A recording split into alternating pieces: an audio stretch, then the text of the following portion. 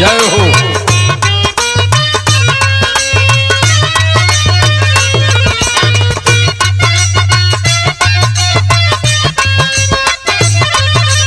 ओहो बारे सौरभ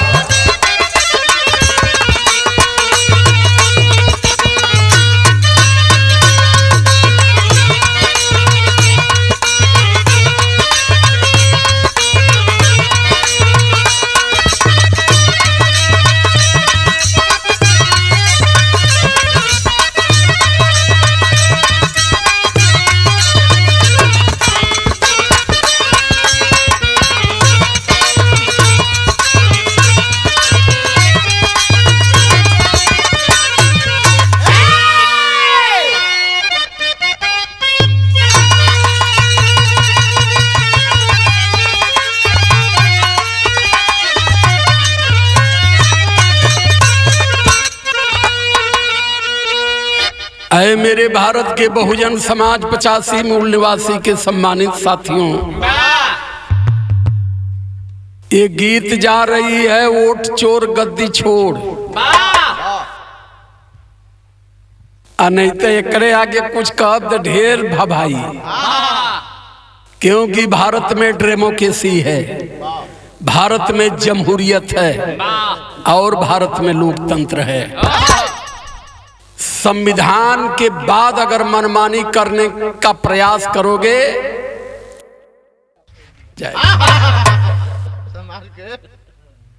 संविधान के हद में रहना पड़ेगा सबको। कुछ गलत ना भैल, एकदम सही है। चला तबावा 4 लाइन भी रहा में भूमिका बेटा।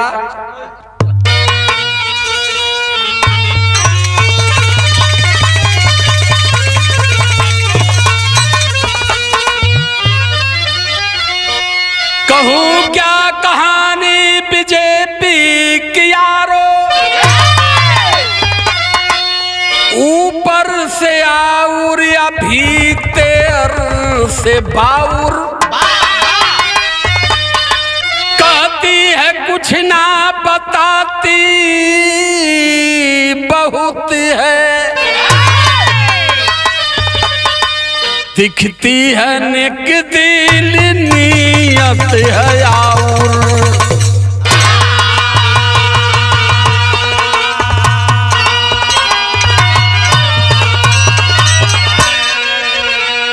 ये 4 लाइन की लाइन यही बताई है कि जो भारतीय जनता पार्टी वाले हैं जो कहेंगे वो करेंगे नहीं, इसे ध्यान में रख लेना। वो बात करला सम्मान कर, तो ये जान लिया कि तुम्हारा अपमान सुनिश्चित हो। ये बात करते हैं संविधान का, तो आप ये जान लीजिए कि संविधान को अभी बर्बाद करने वाले हैं।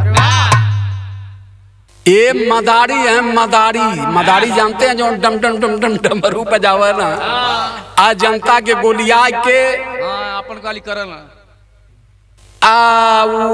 भालू का बार वही 2 रुपया के जंतर में डाल के 10 रुपया के बेच के निबुक लेना, वही है ये भारत के मदारी हैं। और इन मदारियों को इस बार ऐसा सबक सिखा दीजिएगा, ये पावर आपके हाथ में है। फिर लाइन कहते हो,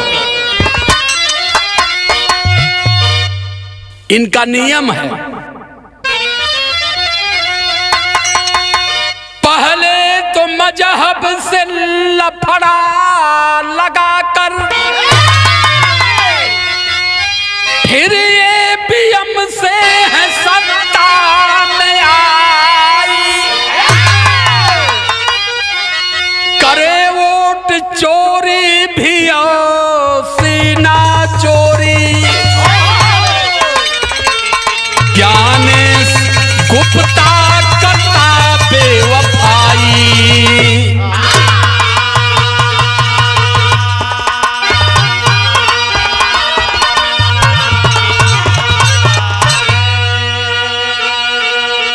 सुना साहु जी, ज्ञानेश गुप्ता संविधान के दम पर तुम चुनाव आयुक्त बन गए, लेकिन वहां जो डांडी मार रहे हो अब देश की जनता जान गई, और देश की जनता जान गई अब तुम्हारी बढ़िया से खिदमत भी करेगी। पहले भी गीत गाया हूं, फिर गा रहा हूं, इसके पहले भी बोला था, ये भारत किसी के बाप का नहीं है, ये भारत संपूर्ण मानव समाज का है। और भारत के साथ बेईमानी और संविधान के साथ घटियापन करने का प्रयास अगर किए तो ये जनता ऐसा तेल लगा के उलट दे, फिर ऐसा फेल होगा कि लौटबा ना, वही तिहाड़ जेल में जीवन कटी। मानव हो तो मानवता को समझो और कुछ मानव समाज के लिए करने का प्रयास करो। तो ए सौरभ, यही जब बेटा एक टुकड़ी झीन ख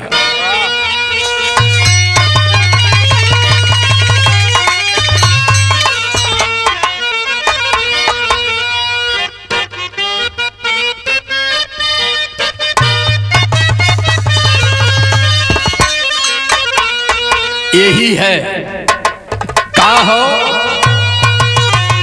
लाया हूं मैं तूफान से, लाया हूं मैं तूफान से कश्ती निकाल के, रखना मेरे जवानों इसको संभाल के।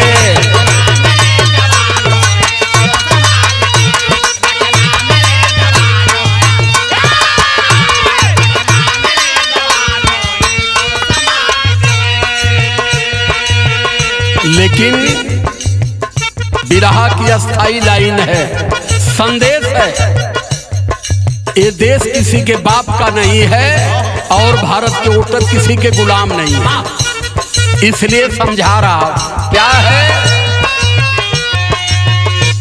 सत्ता के लिए जनता का आदेश चाहिए,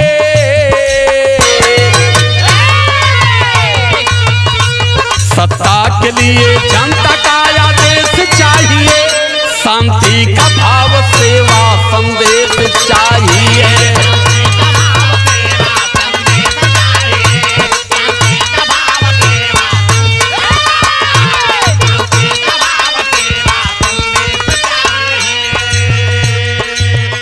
भारतीय जनता पार्टी की गवर्नमेंट में लगातार जुर्म और अत्याचार, बलात्कार, हत्याएं लगातार बढ़ रही है। ये कान से बहरे भी हैं, आंख से अंधे भी हैं, क्योंकि ये जो कहते हैं ये कह के आए थे बेटी पढ़ाओ बेटी बचाओ। तौले मोदी कहला भाई बहना बेटी पढ़ाओ बेटी, ये क्या बोलेंगे? अब इनका बड़का भैया अमित शाह के एक वीडियो वायरल भइल है। कहना साथियों ये सार 2003 में भी हुआ, 2061 में भी हुआ और 2070 में भी। ये करे पहलवा ये भारत के गृह मंत्री की बात कर रहा हूँ, ऐसे पशु गृह मंत्री आना कैसे चला पाएंगे? एक पहलवा कहला जो 12 पास करके इंटर में जाएगा उसको लैपटॉप देंगे, ये भारतीय जनता पार्टी देगी। ये सब जहिल एक नंबर के अपराधी थे, आज आके बेईमानी से सत्ता में बैठ गए। तो ये लाइन अब हमारी चल रही है, क्या है? क्या लाइन है? शायर की लाइन है।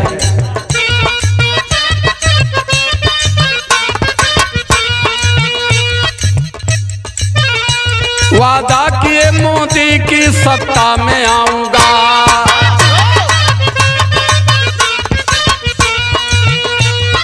100 दिन के अंदर काला धन लाऊंगा। कल ढेर दिन न चाहिए, महज 100 दिन चाहिए। 30 तिहाई 90, 3 महीना 10 दिन। आइए में हम भारत के बदल दिए। 2 महीना लगी वो 400 लाख करोड़ लियावे में, 1 महीना लगी तो उनके खाता में पहुंचावे में, और 10 दिन मान ला तनी रोटी पानी छुट्टी पानी में चल जाए। 90 दिन का काम 10 दिन छुट्टी मिला के 100 दिन बेसी ना लगला। हर हर बैंक में लाइन लगा के जनधन खाता खुलवावे। आ गला वैसे बढ़िया नेता केहू ना मिली। लोग कहाँ प्लेटफार्म पर 4 आना के चाय बेच के आए हो। गरीबी देख ले। मैं नहीं कह रहा हूँ, उन्होंने कहा था। ये नहीं आया तो कहा कि मैं 3 बार गुजरात का मुख्यमंत्री था। इन्होंने सिर्फ ये कहा, भाई बहनों गरीबी में देखा, ट्रेन रुकती थी तो चाय और बिस्कुट लेके प्लेटफार्म पर चलता था और कहता था चाय चाय। ओ दिन मैं देखा हूं। देखिए मदारी की बात। फिर कहते हैं भाई बहनों 40 साल हमने भीख मांग के खाया है। हाँ, मैं भीख मांगना हूँ।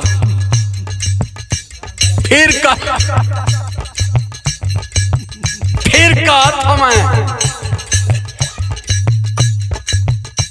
मैं लंबे समय तक कंदरा में तपस्या भी किया। उम्र कितना अभी 17 तारीख के 75 साल को हुई है। हिसाब दे देना 150 बरिस के। अरे यार अगर बोलते हो तो ये कहो कि 2 साल तपस्या किया, 1 साल भीख मांगा, ग्रेजुएट भी हो, कब कश्मीर गए। क्यों ये जानते हैं? ये क्यों बोलते हैं? ये जानते हैं कि भारत की जनता भोली भाली है। ई गोबर लुणियाई के वही पर पैसा चढ़ाई के अगरबत्ती देखावा वाली हो। जौने कहबाई तौने मान ली है। तो है मेरे बहुजन समाज के सम्मानित साथियों, ये बाबा साहब अम्बेडकर का भारत है। थोड़ा सा दिमाग खोलो और इस मनवादी मानसिकता से बाहर निकलो।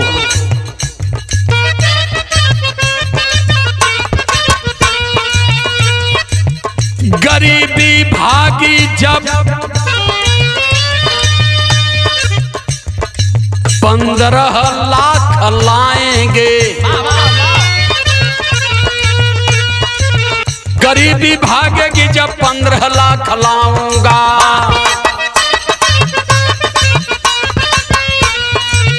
गरीबी भागेगी जब, अरे 15 लाख लाएंगे।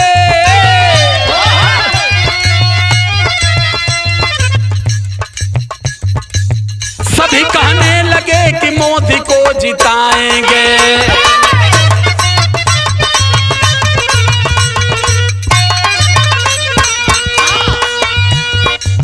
बोलकर झूठ सत्ता 14 में अपनाए लिए।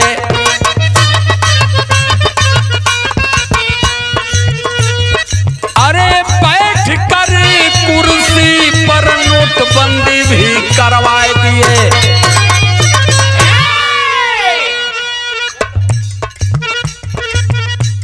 अइला ही कह के 15 लाख दे। जब सत्ता में अइला तो नोटबंदी करा देना।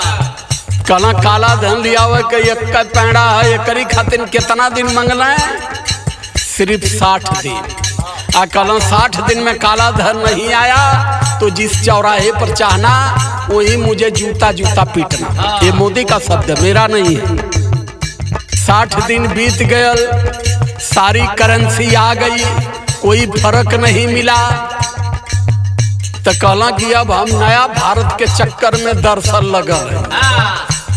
मैं इस मदारियों की कहानी इसलिए बता रहा हूं कि इनके चक्कर में SC ST OBC में अब चूंकि बीजेपी से सुरक्षित सीट में लड़ने वाला SC समाज का चाहिए, ST समाज का चाहिए। बैकवर्ड सीट पर लड़ने के लिए OBC समाज का चाहिए। अगर ये लड़ने जाते हैं और आपके बीच में वोट मांगने आते हैं तो जूता के सिवा दूसरी बात मत करना, क्योंकि ये भी उनके दलाल हैं और समाज को बेचने वाले हैं। किसी की हैसियत नहीं है। लगभग सैकड़ों EMP सदन में बैठे हैं SC ST OBC के, बीजेपी के सिंबल पर सबको बद्धी करके रख दिया है, बगड़वा खस्सी की तरह छोड़ दिया है। तुम्हारी ड्यूटी है केवल अपने समाज को लाओ और हमारी चड़ों में गिराओ, हम सत्ता में रहेंगे, तुम मलाई काटते रहो। तो ऐसे दलालों से भी, वो दलाल अपने समाज का कभी मत मानिएगा, समाज के सबसे बड़े दुश्मन वही है। सारी बात को खुलासा करके इसलिए करता हूं कि समाज जात और धर्म के नाम पर इतनी बुरी तरह से विकलांग हो चुका है। अरे भैया बिरदरिये न हो, एक आयल सुलेमा में नाचा वाला बिरदरिये बन के 15 महीना खातिर जिता देना। छोड़ा भैया, एक हीरोइन के लेके यही घामे में मई महीना में दौड़त हो, चला आया हीरा है तनी एकदम ये हो के देखे। ऐसा नहीं ठैठ गरम गरम कहा कि बस हमार बपहंसी हो गई आजमगढ़। और करी बाद में 2024 में जनता खोले उनके कि अब फिर दोबारा ये लौटा वाला भी ना, यही जन एक गीत बदल गए। अरे बोले जाने बोला,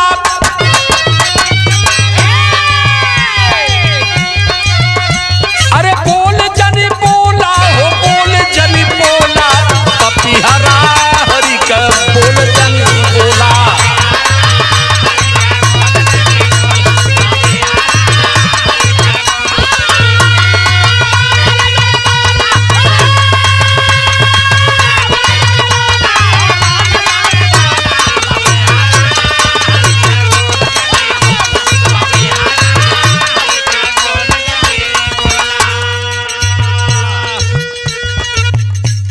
नोटबंदी करवा दिए, जौन माई बहन 100 200 500 1000 नैहर नुकर से लिया के धैले रहे वो के जमा करा दिल बैंक में, सबके छुच्छा कर दिल। और जब छुच्छा कर दिल तो कल सुना हाई नोटबंदी का फायदा का हो।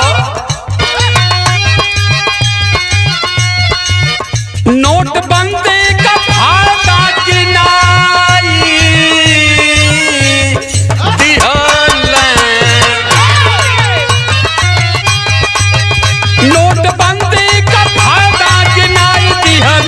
खत्म भ्रष्टाचार होई सुनाए दिहल।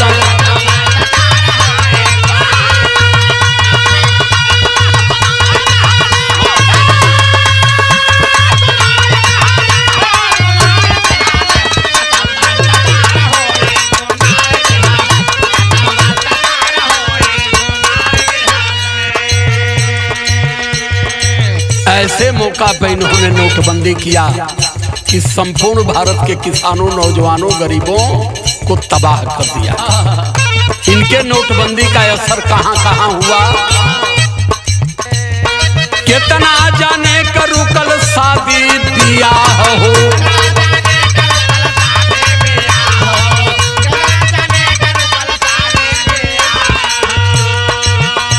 अरे कितना लाइन में निभैल तबाह हो।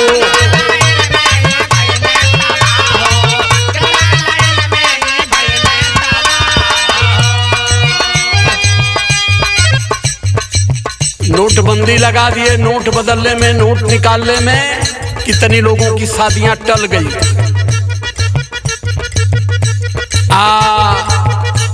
कितनी लोग लाइन में मर गए। लेकिन इस लाइन पर मैं धन्यवाद करता हूं आदरणीय समाजवादी पार्टी के राष्ट्रीय अध्यक्ष भाई अखिलेश यादव जी को, पौनी नजर रखते हुए जिनके यहाँ शादियां थी, मैयत हो गई, पैसा नहीं था, 2-2 लाख रुपए की मदद भी उन्होंने करने का काम किया था। तो नेतागिरी की परिभाषा ये होनी चाहिए कि अगर आवाम हमारी सरकार में दुखी है तो हमारे राज सत्ता का कोई अर्थ नहीं है। फायदा तो गिनाए दिलन नोटबंदी के, ओकरे बाद फिर काली नहीं जानत हुआ। तबले जीएसटी देखा लगाई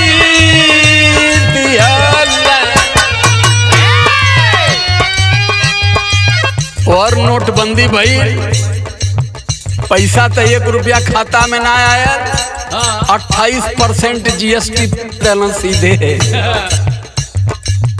जवन चीज मिले 5 रुपया में वो लगल 32 रुपया में मिले।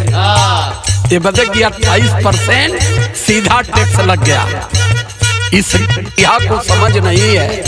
कफन पर इन्होंने जीएसटी लगा दिया, शिक्षा पर इन्होंने जीएसटी लगा दिया, बच्चों के कॉपी कलम और पुस्तक पर जीएसटी लगा दिया। ये आया था भारत बदलने, इसे शर्म भी नहीं है। दूसरा कोई होता तो आत्महत्या कर लेता।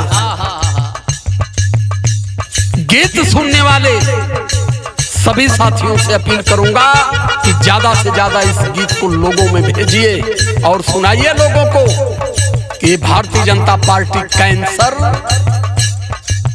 तो ढेर दिन में मुआ वाला है, जो कोरोना आयल रहल उससे भी खतरनाक हो गई है। इतना दूरी बना लेना इससे। अगर दूरी नहीं बना पाए तो फिर आने वाले जनरेशन को बचा नहीं पाओगे। तबले जीएसटी देखा लगाई दी हलन, खत्म भ्रष्टाचार होई सुनाई दी हलन।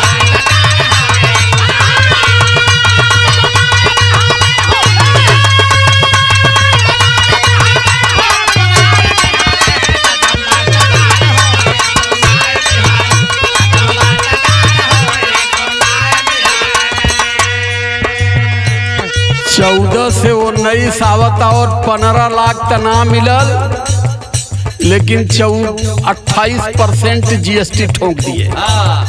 शिक्षा पर जीएसटी, कफन पर जीएसटी, भोजन पर जीएसटी, हर जगह महंगाई को उन्होंने आसमान पर चढ़ा दिया। 19 में कहे कि भाई बहनों नया भारत बनेगा। नया भारत बनाने में 19 में पीएम बने, 20 में कोरोना लाए, 20 आ 21 2 साल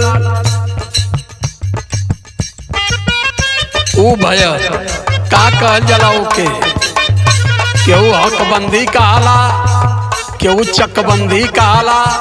इनके जमाने में नोटबंदी आई, फिर लॉकडाउन आया। 2 साल ये प्रधानमंत्री बने रहे, पूरा भारत बंद था। 23 आई सुना हिसाब इन्हों का हम न जानत है। ये बदे कि इन्हों का जन्म कुंडली रखले हैं पूरा। ता यही जन एक ठे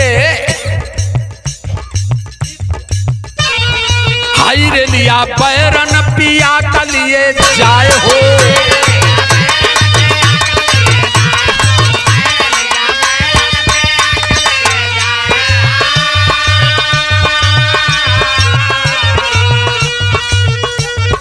तब से आ गई न देखा चुनाव हो।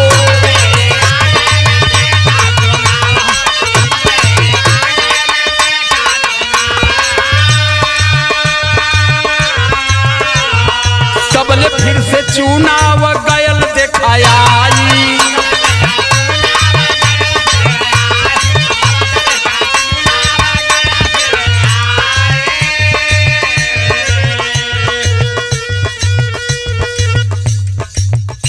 यार 2 साल कोरोना ले गया।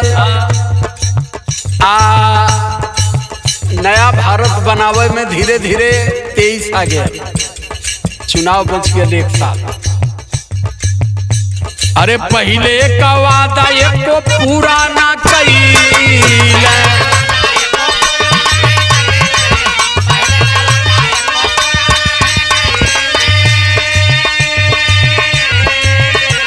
अरे अमित शाह वादा के जुमला बतवला।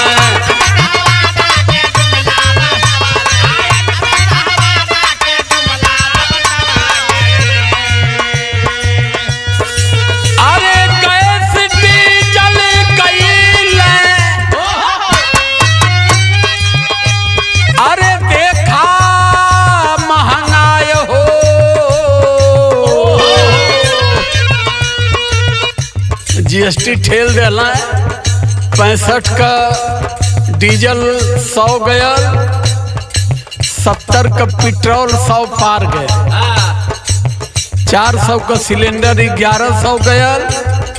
लगल भारत बदले, रातों दिन ससुर बदले। ता मान ला कि में तोले 24 नचकाए गए, आ 24 नचकाए गए तई अपने साढ़ू के खोजला के ज्ञानेश गुप्ता।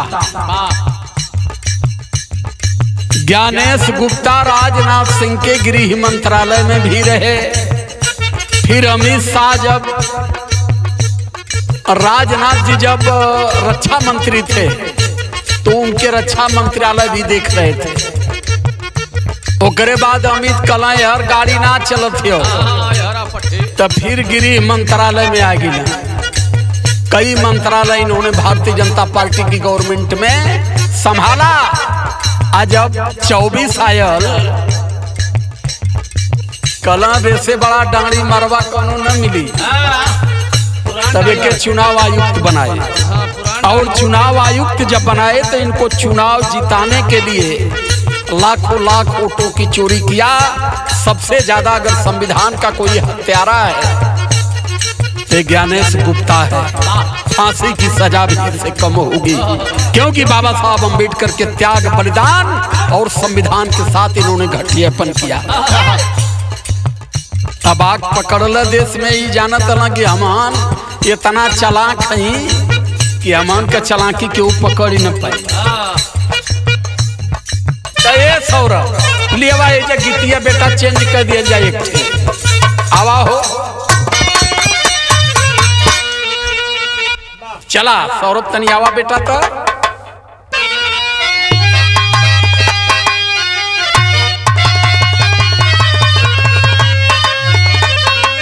ये बड़ी पुरान गीत है। जब हम बिरहा सिखत रही वो समय बिरहा ये गीत का जवानी रहा सन 83-84 में।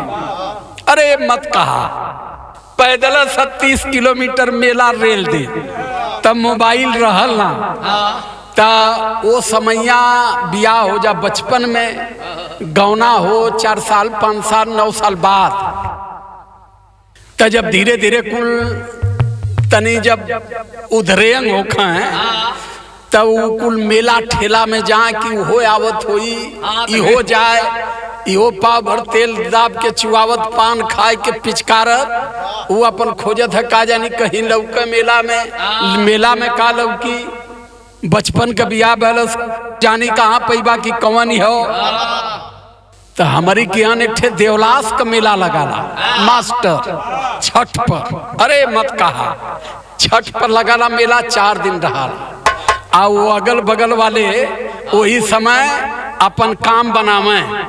एक ठौरे के बियाह भयल है, वो पहुँचल वहाँ वही पोखरा पर। आज हर चौकिया बनैले हर मेहरुआ हो, बार भीड़ लगल है, सब जात बगावत बजावत मेहरारू ताकत है। वही ऊंचासे से खड़ा हो के कि का जानी आवत जात लौक जा उहे कहत है।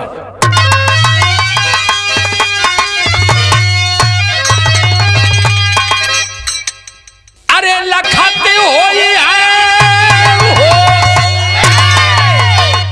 अरे लखती होई है, कहीं होई है सड़क पर। अरे कहीं होई है सड़क पर, देखा तो होई है कहीं होई है।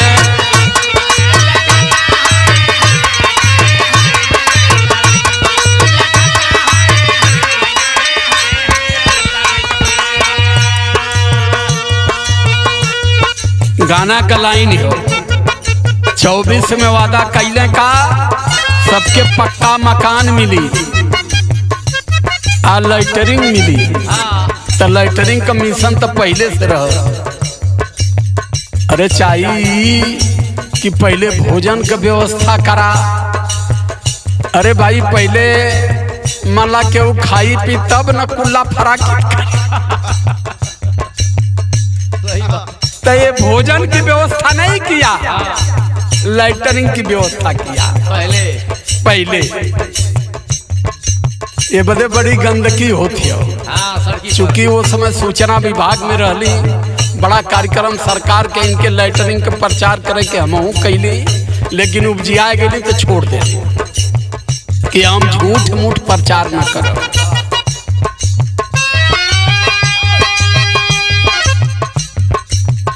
मिली घर सबके पत्ता सुनाई दिहल,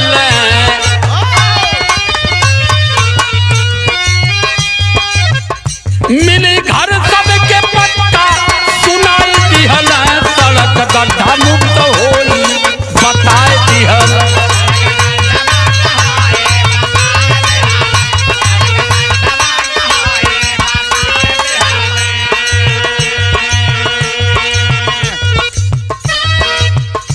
अरे 24 में फिर भारी बहुमत से अइला,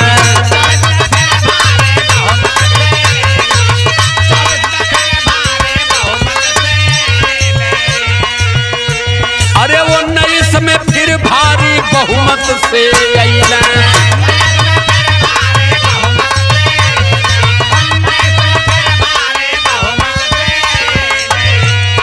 वादा कैला सगरो अपन भूलैला,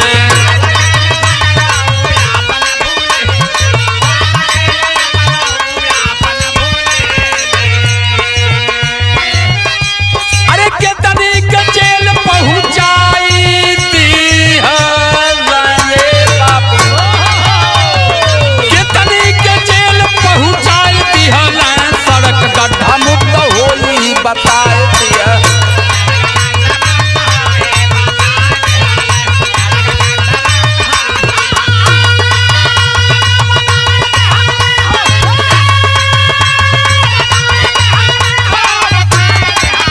सड़क गड्ढा मुक्त होई बताए दिह।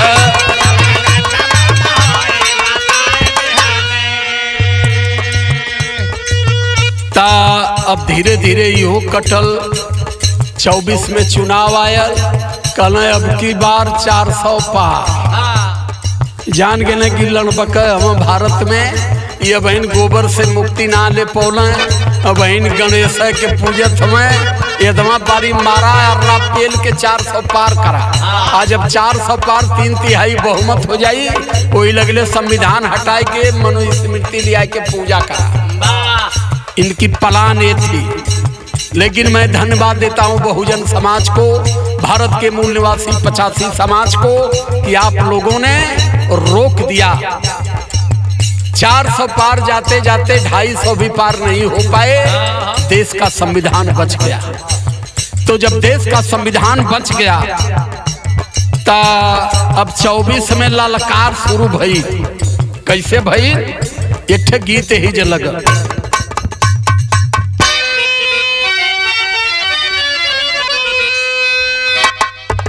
वह गीत का लाइन हो, तनी बजा दे बहू।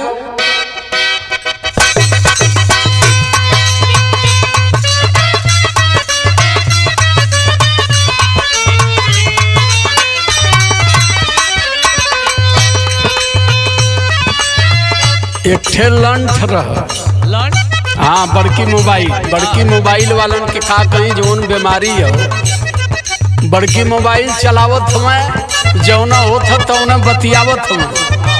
एक ठे सज्जन लड़की रह, जात रह पानी भरे, अब पिछवा से वो हो जाता ता वो गगरिया है इतरे लेहले रह काखी में आ तनी सा ओकर लुगवा उठल तो वह कहत सली गोरी सिरावा पे ककरी उठाई के,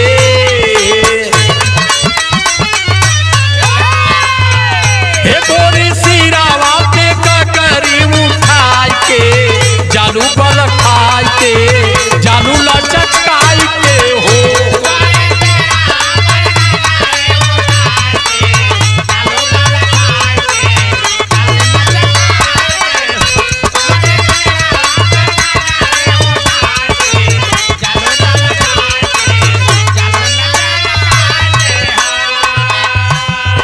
24 में 400 पार का इन्होंने नारा दिया।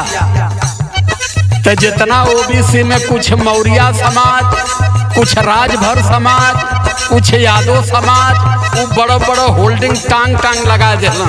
अब की बात 400 पार। एक गदहन के पता नहीं है कि 400 पार हुई तो हमार का हुई। यह होल्डिंग पर लिखाई का फिर से 24 में कहे ललकार के जाई 400 पार के, जाई 400 पार के ललकार के, जाई 400 पार के।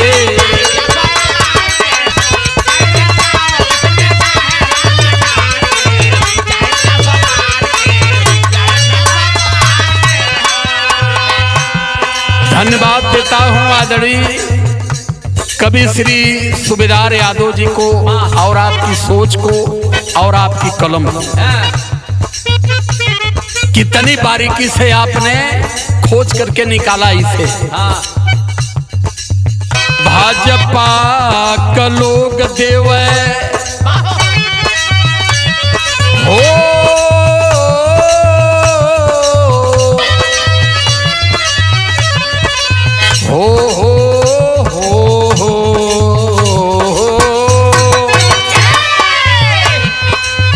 भाजपा का लोग देव लगला बयान हो।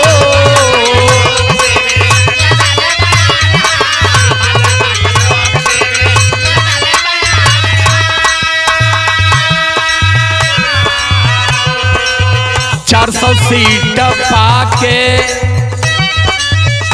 400 सीट पाके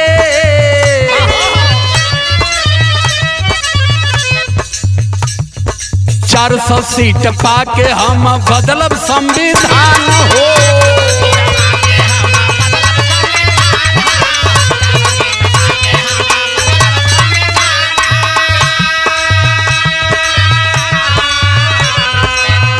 चिंता भइल सब हिरन चमार के। जो जागरूक लोग थे, जो जानने वाले थे, बाबा साहब अम्बेडकर को मानने वाले थे, वो जान गए कि अगर संविधान चला गया तो हमारा जनरेशन चला गया, हमारा अधिकार चला गया, हमारी शिक्षा, संपत्ति, सम्मान सब खत्म हो जाएगा। सारे लोगों ने एक हुआ। अब सब एक होकर के दल और पार्टी के लिए काम नहीं हुआ, संविधान बचाने के लिए समाज खड़ा हुआ। आज जब समाज खड़ा हुआ तो हुआ क्या? चिंता भइल सब यही रंग मार के 400 पार के 400 पार के हो।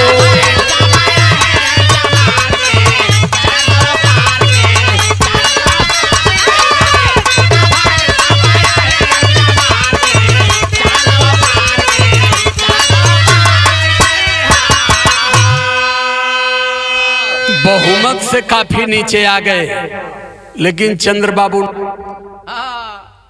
चंद्रबाबू नायडू और एक ठे पलटू चाचा गीत एक ठे बड़ा पहले गौले रहे कि चट से पलट गई न पलटू, बतिया से अपने उलट गई न पट से पलट गई न पलटू।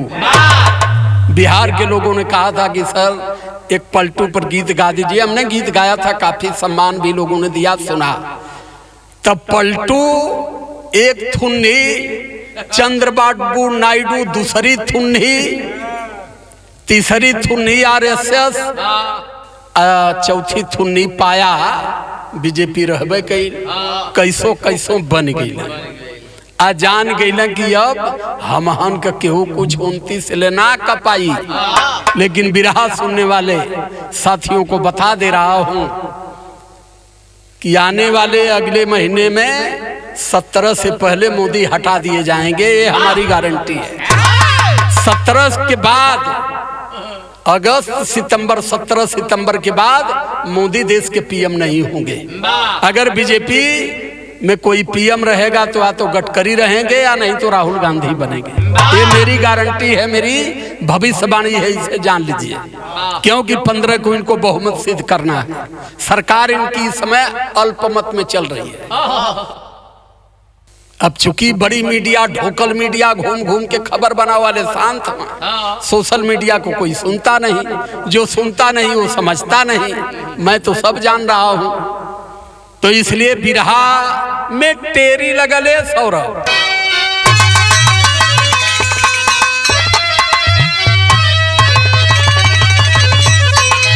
अरे गठबंधन की सरकार बन गई, सपना बिखर गया ना भैला 250 पार।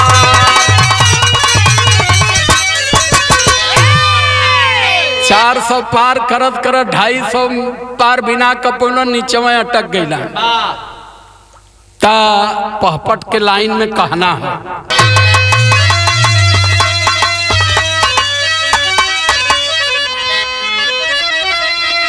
ता चुनाव अगम बिहार कहो, कहना बिहार जीतना जरूरी है। नीतीश और लालू को अब खत्म कर देने की जरूरत है। तो कहना डाणी मरवा से, डाणी मरवा मने ज्ञानेश्वर से, गुप्ता से कहना का वही कहना घबरा मत। जहाँ यही चमार कहार कोहार माझी मल्ला वहाँ कम से कम 1 करोड़ रुपया खत्म कर देते। 65 लाख कहे लेकिन 90 लाख लोगों को वोट से बाहर करके और फर्जी 65 लाख वोटर इन्होंने बना दिया।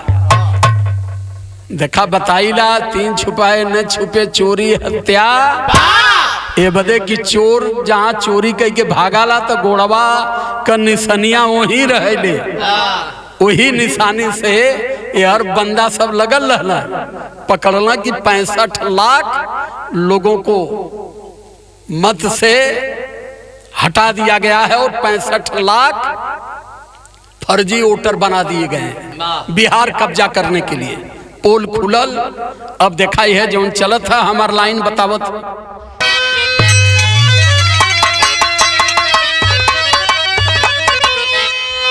अरे वोट चोरी का खुलल भेद जब सारा पारा चढ़ी गई। अरे वोट चोरी का खुलल भेद जब सारा पारा चढ़ी गई। लोकतंत्र का मोदी है हत्यारा, पारा चढ़ी गई।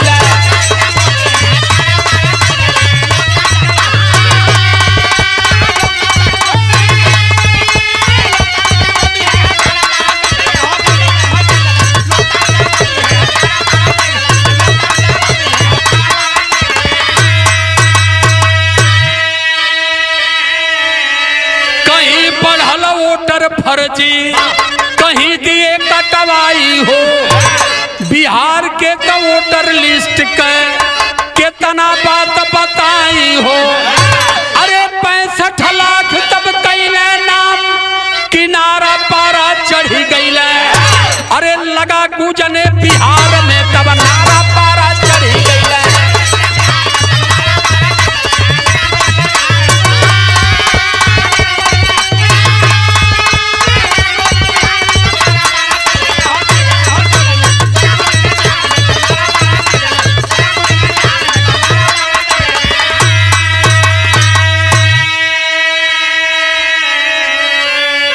एक तरफा बिहार से आवाज उठी वोट चोर गद्दी छोड़, सदन में नारा लगा वोट चोर गद्दी छोड़, क्योंकि भारत किसी के बाप का नहीं है, भारत पूरे आवाम का है, भारत मुसलमानों का है, भारत ईसाइयों का है, भारत बौद्धिस्टों का है, भारत हिंदुओं का है, सबका है।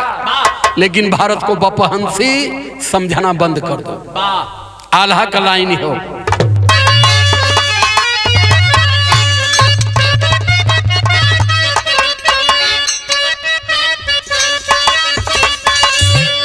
अरे 240 सीट लेके कर अत्याचार ये भैया।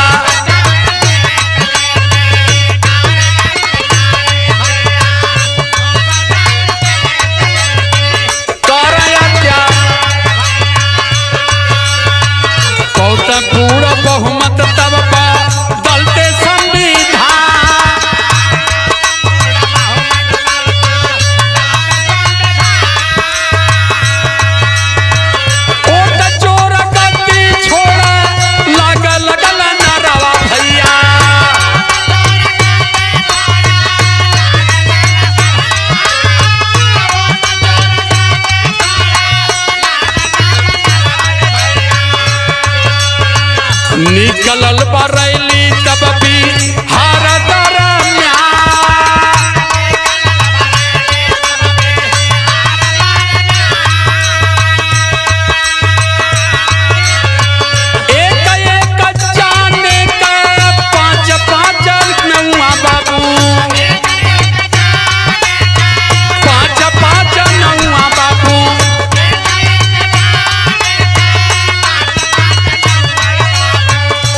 80 लोग रहते ये कहीं मकान।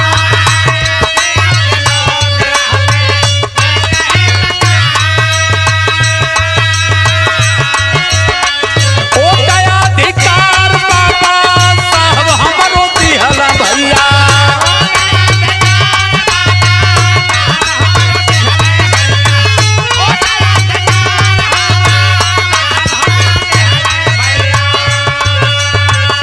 वो छीनल चाहे पापी बन के नादान।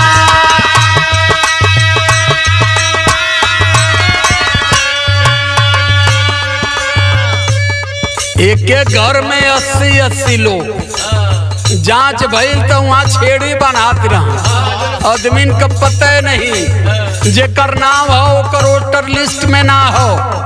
यहाँ तक एक बाप के 45 बेटा, बार भाई वाह, 13 ठे जन्मल हो 13 साल में। अरे कदम गंधारी फेल हो गई। कम से कम चोरी करो तो इतना करो कि छिप जा। हाँ जो पच जाए।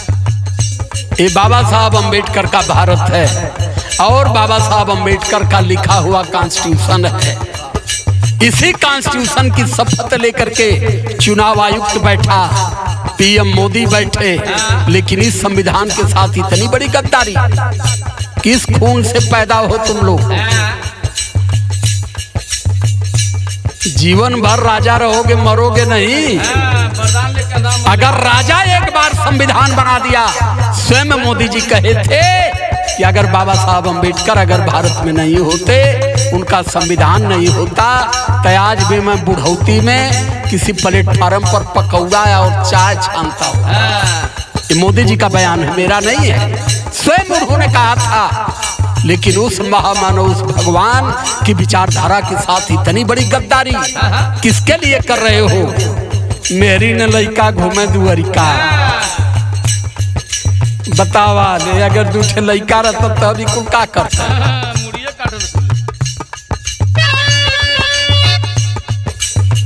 ओटावा का चोरी देखा कैला भारी बाजी बाबू।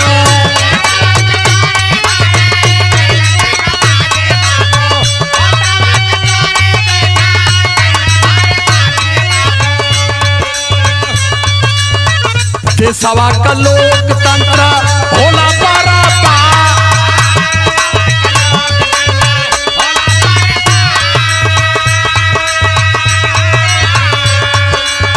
अब की बार मोदी के हाथ दावा देशवा से भैया।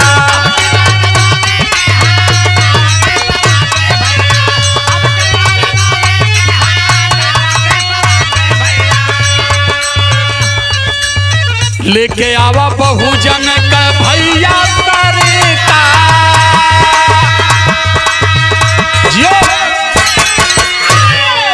जब बहुजन समाज की कोई गवर्नमेंट बनेगी, भारत के 85 मूल निवासियों की गवर्नमेंट बनेगी, तब संविधान सुरक्षित रहेगा और आपका अधिकार सुरक्षित रहेगा। ता अब आवा जायदा का ढेर कहीं आखिरी आजा खड़िया लिया।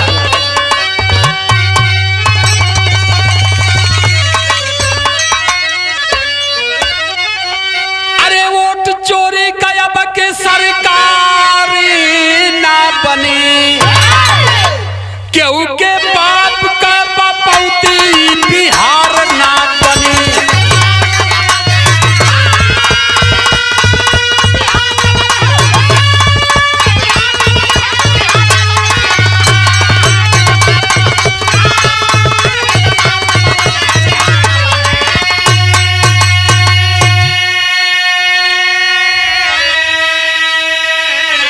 जागी गईल जनता मांगे वोट का हिसाब हो।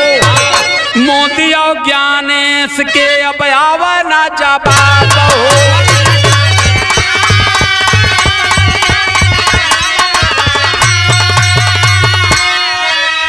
अरे काट कहानी इनकर बार बार ना चढ़ी, काट कहानी इनकर बार बार ना चली, क्यों के बाप का बपौती बिहार ना चले।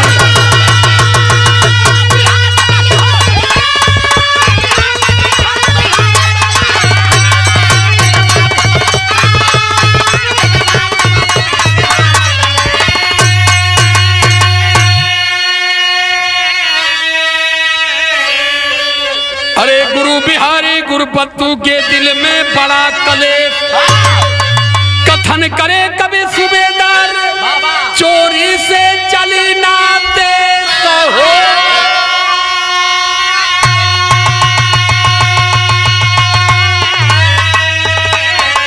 अरे गठबंधन का सरकार बन गईल, अरे गठबंधन का सरकार बन गईल, पर्दा फाश करे लगा के राजकुमार, गठबंधन का सरकार चल।